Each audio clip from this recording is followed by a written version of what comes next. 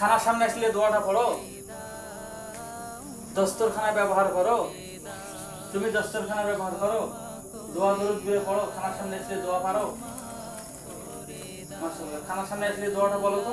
খানার সামনে আসলে দোয়া পড়তে হয়, আলহামদুলিল্লাহি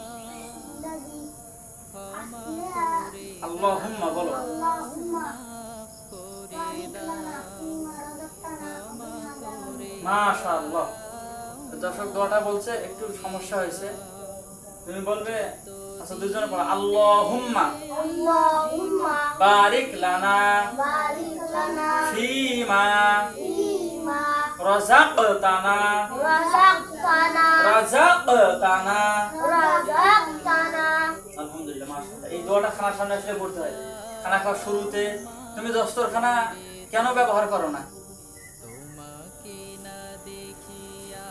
জানো না দস্তরখানা ব্যবহার করে? জানো না দস্তরখানা বোঝো? চেনো? তুমি কোন ক্লাসে পড়ো? ক্লাস 4-এ পড়ো। ওখানে কোনো ইসলামিক মানে মুসলমান স্যার নাই, ম্যাডাম আছে না? তারা সেখানে এগুলো কিছু বলে না, নামাজের কথাও বলে না। ইন্না লিল্লাহি। প্রিয় দর্শক, আপনারা দেখুন, তাকে যদি নামাজের তাগিদ দেওয়া হয় স্কুল থেকে, স্যার ম্যাডাম যারা আছেন আপনারা অবশ্যই তাগিদ দিবেন, নামাজের একটা নামাজের কথা বলবেন। আপনারাও যদি বলেন, আমরাও যদি বলি, তার মা বাবাও যদি নামাজের কথা বলে, অবশ্যই আশা করা যায় ছেলেটা সন্তানটা ভালো হবে ইনশাল্লাহ। নাকি বলো না? তারাও যদি বলে, বাড়িতেও বলে, আমরাও বলি, নাকি শান্ত মিয়া? তাহলে খুব ভালো হবে। তোমার আসল নাম কি? কাব্বির হাসান শান্ত। কাব্বির হাসান নামটা ভালো, মাশাআল্লাহ।